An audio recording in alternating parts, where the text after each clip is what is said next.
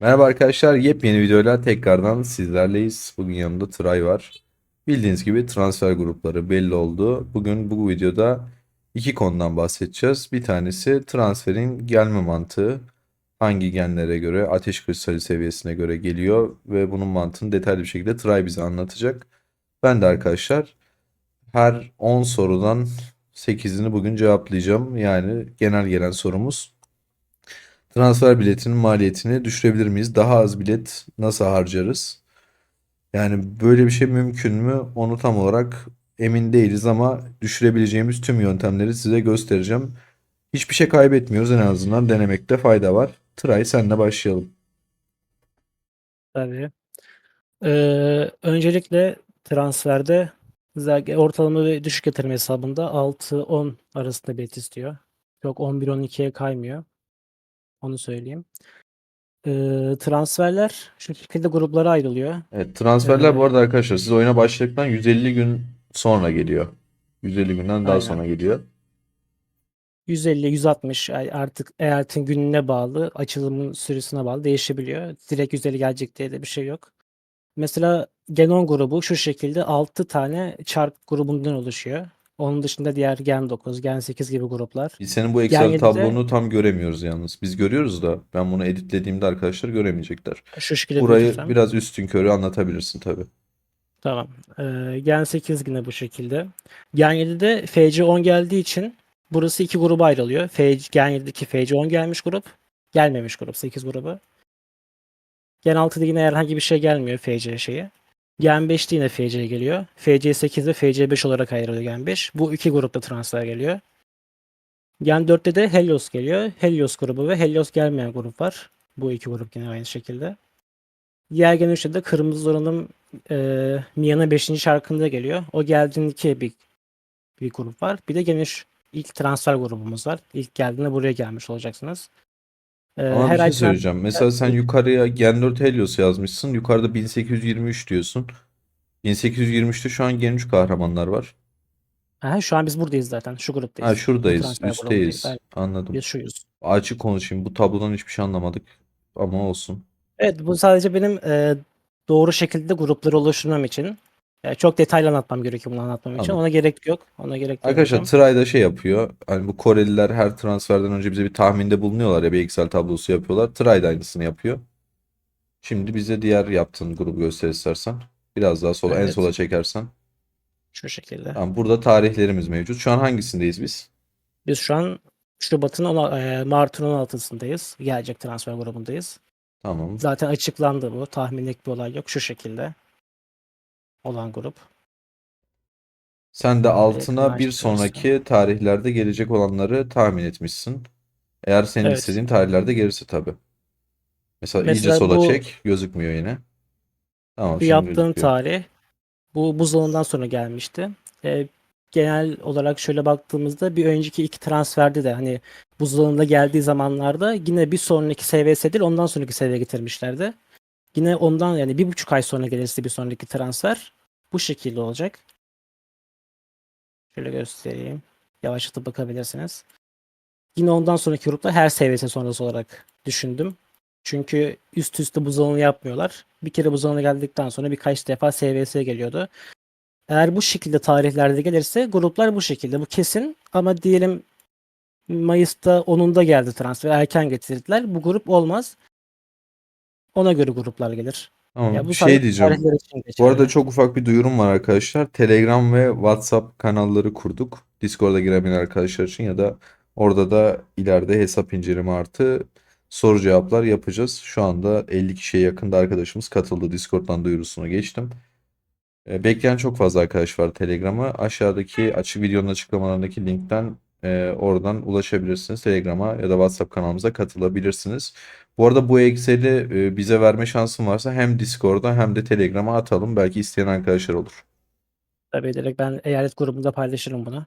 Tamamdır. Mesela bir de şunu söyleyeceğim. Mesela sürekli ileri gitme muhabbetini yapıyoruz işte. İleri gidin daha güçlü olun vesaire. Bunu her zaman yapamıyorsun. Mesela ilk transfer geldiğinde bu gruptasın. Sonra bir daha transfer gelmiş. Yine bak mesela bu tarafa geçemiyorsun. Burada kalıyorsun. Bir daha transfer geliyor. Artık Gen 4 Helios grubuna geldikten sonra Şu aralıkta geçtiğimiz sürece sürekli bir şekilde diğer transferlere gidebiliyoruz eyaletlere. Ya her transfer geldiğinde biz sürekli bir şekilde sağa gidebileceğiz. Ama bazen bu mümkün olmuyor. Mesela burada mesela Gen 5 grubu FC5 gelmiş. Ondan sonra FC8'e gelmiş. Biz tekrar bu gruba girememişiz.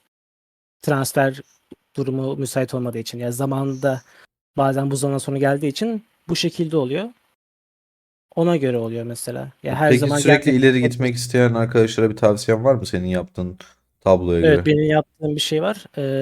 Gen 3'te transfer geliyor. Bu transfer olmuyoruz. Sonra şu gruba geliyorsunuz. Biraz daha Res şey. sağa çek görsünler. Tamam. Tamam. Şöyle yakınlaştırayım biraz da. Gen 4 Helios gelene kadar ben transfer olmalarını tavsiye etmiyorum. Çünkü Gen 4 Helios geldikten sonra bu zamana kadar da zaten transfer bileti biriktiriyorlar. Gen 4'te mesela Reyna alıyoruz örnek vereyim. Ve ondan sonra Gwen almak da istiyoruz. Eğer güçlü bir hesabımız olmak istiyorsa. Bunu mesela bu zamana kadar transfer olup bir sürü işte 20-30 tane transfer bileti biriktirip şu grupta sürekli bir şekilde transfer olarak mesela Gen 4'ü 5-6 ay boyunca oynayabilirsiniz. Bu kadar uzun bir süre oynadıktan sonra da Gen 5 geldiğinde yine tekrardan 1000 tane mitik ya da 800 tane mitik biriktirebilir. 2 tane güçlü bir şampiyon olabilirsiniz mesela. Gen 5'te çok güçlü oynarsınız veya bunu işte diğer Gen 6'da falan yaparsınız. Ya bu şekilde bir planlama yaparak ileri genlerde çok güçlü bir hesabımız olabilir. Orada harbi çok tebrik ederim abi. Çok güzel bir tablo yapmışsın. Mantığını da çok güzel anlatmışsın. Yani tabii şu an ben tam ekranı veremiyorum arkadaşlara ama dediğim gibi bu Excel tablosunun ikisinde isteyen arkadaşlar varsa Telegram ya da Discord'dan ulaşabilirler. Bunları bir paylaşırız. Oradan kontrol de edebilirler. Sen bir de sürekli bunu güncelliyorsun her transferde. Çünkü e, beklediğimiz gibi gelmiyor biliyorsunuz arkadaşlar. Normalde seviyesinden sonra geliyordu. Bu sefer buz alanından sonra geldi. O yüzden öyle Evet. olduğunda bazı değişiklikler yapmak gerekiyor. Sen de onları hemen düzeltiyorsun zaten. Eline emeğine Evet. sağlık Tray. Geldiğinde düzeltiyorum. Bir de kendi hesabımdan göstereyim. Örneğin mesela ben Reyna'yı 5 yaptım.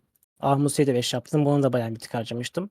Ya bunu mesela 5 yapmayan birisi Flint oynadıktan sonra benim hesabımda şu an hala Gen 4'teyim ve 500 mitik var ve ben de bunu daha çok fazlasını Sen ne harcamıştım. zamandır Gen Güven de 5 4'tesin? yapabilirdim mesela. Ben normalde 2,5 ay sürüyor. Ben bir 4 ay falan oynadım. Daha fazla da oynayabilirdim ama işte bu buzdolabı muhabbeti falan olduktan sonra biraz sıkıntı oldu. Evet, normalde SVS'den sonra gelseydi sen Gen 4'te oynamaya devam edecektin. Evet, Gen 4'te gelse ben şu an 1300. ayretteyim. 1600. ayrete gidecektim. Evet. Bu en kötü senin için olmuş herhalde. Gen 5'e Evet, geçmek en zorunda kötü kalıyorsun. benim için oldu. Ben işimi biraz şansa bıraktım. Ben bu sonundan sonra gelmesini tahmin ediyordum. Ama dedim gelmezse, seviyesinden sonra gelirse benim için çok iyi olacaktı. Hani hiç daha az bilet harcayacaktım. Olmadı. Pol'le ikimiz biraz yandık biz ama Evet. yapacak bir şey yok. Aynen öyle. Bir Artık F11 geçti. atar mısın? Şimdi de Tabii. ben anlatmaya başlayayım. Tabii. Arkadaşlar çok fazla soru geliyor. İşte kahraman donanımlarını da çıkarırsak, kahramanları sıfırlarsak, şunu bunu yaparsak transfer bileti daha az ister mi? Biraz şehir efsanesine falan dönüştü ama benim bir tavsiyem var. Yani cumartesi günü biliyorsunuz Şato Savaşı oynanacak arkadaşlar. Şato Savaşı bittikten sonra işte akşam 9'dan ondan sonra falan böyle gece gün yenilenmeden önce her şeyi sıfırlayalım arkadaşlar. Ya hiçbir şey kaybetmeyeceğiz çünkü. Transfer bileti belli olduktan sonra her şeyimizi tekrar geri basacağız. Bu bizim maksimum 15-20 dakika zamanımız alacak. Peki neleri sıfırlayacağız? Hep birlikte bunlara bakalım. İşe yarar ya da yaramaz bilmiyorum arkadaşlar. Çünkü net olmayan hiçbir bilgiyi size vermemeye çalışıyorum. Ama denemekte fayda var. Deneyelim. Belki 3-5 bilet, 10 bilet ne bileyim az ister. Hepimizin işine yarar. Hesaba göre değişiyor tabii ki. Bu arada yeni transfer olacak. İlk defa transfer eyaletine gelecek arkadaşlara söyleyeyim. Benim ilk transferimde çok düşük yatırımlı bir oyuncuydum. Oyuna doğru düzgün para atmıyordum. İlk transferimde benden 7 tane bilet istemişti. Sonraki transferimde 11. Sonra 2-3 ay birikim yaptığım için tekrar 8 bilet falan istemişti. Ama düşük yatırımlı olduğum için genelde bu seviyelerde istemişti. Tabii benim eyalet grubuma göre falan da değişiyor. Yani buradan yola çıkarak şey yapabilirsiniz. Kendi biletinizi tahmin etmeye çalışabilirsiniz. Ya da full artı full balina hesaplarda 50 bilet falan istiyor. Her neyse şimdi neleri sıfırlayacağız onlara bakalım. Öncelikle tatbikat kampına gelir misin? Burada seviye sıfırlama var arkadaşlar. İlk 5 kahramanı ya buradaki tüm kahramanları sıfırlayacaksınız. Genelde size 5 tane falan olabilir. Zaten bunların hepsini sıfırladığınızda tüm kahramanlarınız bir seviyeye düşecek. Bunların maliyeti herhangi bir şey yok zaten. Hiçbir kaybınız da olmayacak. Sıfırlama, boşuna uğraşma. Ee, Burada arkadaşlar hepsini sıfırlayabilirsiniz. Hepsi bir level olsun. Dediğim gibi Shadow Savaş'tan sonra sıfırlayacağınız için bir kaybınız da olmayacak. İkinci olarak kahraman donanımlarına gelir misin? Kahraman donanımlarında arkadaşlar kırmızı olanları çıkarıyoruz. Çıkarır mısın? Hepsini çıkar hatta. Bir daha F11 Tamamdır, at. yapayım. Tamam. Şimdi sarı olanları gel. Hiçbir kahramanza donanım kalmasın arkadaşlar. İşlemeye gelsene. Reset'te Ne oldu? tıkanıyor Elin ayağın bazen. titriyor Tray. Yok, normalde ESC'ye basınca Tamam. F11'den atmıyordu da şimdi Bunları atıyor. arkadaşlar burada TP'lerini sıfırlıyorsunuz. Esanslarını sıfırlamıyorsunuz. Esansları sıfırlarsınız, bakın uyarıyorum. Esanslarınızın yarısı boşa gider. Sakın öyle bir şey yapmayın. Dikkat edin arkadaşlar. %50'si gidecek. O yüzden buradan çıkıyorsunuz. Asla girmiyorsunuz. Sol taraftaki geliştirme işlemine girip TP'lerini sıfırlıyorsunuz. Zaten olduğu gibi size TP'leri geri veriyor. Ertesi gün tekrardan basarsınız. Bunu sadece sarılarda yapabiliyorsunuz. Kırmızıya geçiyorsanız maalesef sıfırlama imkanınız yok. Onları sadece çıkarıyorsunuz. Aşağıda gördüğünüz gibi kilitleniyor. Tamam, buradan da çıkalım. Tüm donanımlarımızı da çıkardık. Bu şekilde Hiçbir çıkarabiliyoruz. kahramanınızda şeyiniz kalmıyor. Başka burada yapacağımız kahramanlarda bir şeyimiz yok. Varsa söyle Tray. Yok, benim de Tamam. sadece bu ikisi zaten. Tamam, adaya giriyoruz arkadaşlar. Adada da çok dikkatli bir şey var. Bakın lütfen arkadaşlar, tekrar tekrar uyarıyorum. Buradaki size savaş istatistiği veren her şeyi geri alacaksınız. Ama sakın dönüştürmeyin. Onu tam olarak nasıl yapıldığını gösterir misin bize Tray? Yani adadan kaldıracaksınız arkadaşlar. Binalarınızı. Şunu aldık. Ge- Önce bunu geri alacağız. tamam. Şuradan göstereyim. Bu dekorasyonu geri ala tıklayacaksınız. Sağ aşağıya geliyor zaten arkadaşlar, değil mi? Oradan Aynen, tekrar şuradan istedikleri zaman kullanabiliyorlar. bunu yerleştirdiğince tekrar koyabileceğim ben bunu. Aynen öyle. Peki bunu nasıl dönüştürüyorlar? Yanlışlıkla dönüştürmeyi göster de dönüştürmesinler. İlk önce yık diyoruz. Tamam. Bu şekilde 15 parça ayıracak. Ayırdıktan sonra bunlar olmuyor da şunlar oluyor sanırım. Bundan çünkü öyle bir seçenek yok. Şundan göstereyim. Evet. Bir saniye. Mesela bunu geri aldım. Yıktım. Bunda da olmuyormuş. Bazı parçalarda oluyor. Sanırım hepsinde olmuyor. Mesela ben demin baktığımda şu birinde olmuştu. Hangisinin olduğunu Tam bilmiyorum. önemi var mı? Yok, bir önemi yok. Zaten yapamazsınız. Zaten göstermiyor bile. Tamam. Yani yapmanız gereken sadece çıkarıp burada durması, değil mi? Aynen, sadece Tamam. burada durması. Tüm ada Başka bir binalarını önemi yok. arkadaşlar gerekirse çıkarın. Hepsi burada sağ tarafta dursun. İşe yarar mı yaramaz mı bilmiyorum. Ama dediğim gibi denemesi bedava. Maksimum 5-10 dakikanızı alır. Belki 5-10, 2-3 ya da transfer bileti az ister. Bu da bizim işimize yaramış olur. Bazı Mesela bunu burada arkadaşlar... yapabiliyormuşuz. Gördüm şu Ha, anda. Kestim, kusura bakma. tamam. 2500'e şu an normalde 5000 alınıyor. Ben bunu satabiliyorum burada. Evet, bunu Bunu yapmayın. yapmayacağız. Bunu yapmayın arkadaşlar. Yazık olur malzemelerinize. Zaten biz bile bulamadık. Herhalde siz yanlışlıkla Aynen. yapmazsınız onu. Zar zor buldum ben Aynen, de. biz bile zar zor bulduk videoyu çekerken. O yüzden problem olacağını sanmıyorum. Atladığımız bir şey var mı? Ada, kahraman donanımları, kahraman seviyeleri. Onun dışında da bir şey düşünemiyoruz. Zaten Burada da başka bir şey, evet, çıkaramıyoruz. çıkaramıyoruz. Petlerle alakalı bir şey yapamıyoruz. Yapamıyoruz. Bu kadar. Yani arkadaşlar, aklınızda herhangi bir soru işareti kaldıysa Tıray'ın anlattığı konu ya da maliyet düşürme ile alakalı yorumlara yazabilirsiniz. Telegram'a gelip soru cevabı yazabilirsiniz ya da Discord'dan ya da WhatsApp'tan duyuruları takip edebilirsiniz. Tıray'cığım, çok teşekkür ederim. Eline emeğine sağlık. Excel tablosunu bizimle paylaştığın için de çok teşekkür ederiz. Rica ederim demek. Ben şu bilet için bir şey söylemek istiyorum son. Mesela diyelim şu Gen 4 grubundasınız. İşte şu şekilde işte 4 tane gruba gelmiş vesaire. Siz bu grubun şuradan daha iyi gösteririm. Diyelim şu 893-1182 eyaletler Biraz daha arasındaysanız, sağa çek. tamam, Tamam, şöyle. şimdi.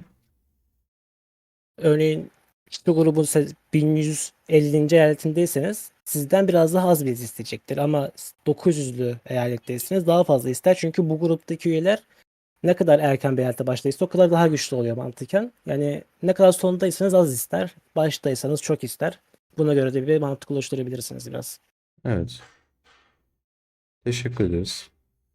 Rica ederim tekrardan. Arkadaşlar, videoyu beğenmeyi, yorum yapmayı lütfen ihmal etmeyin. Henüz kanalımıza abone değilseniz abone olursanız çok sevinirim. Kendinize iyi bakın. Sağlıcakla kalın.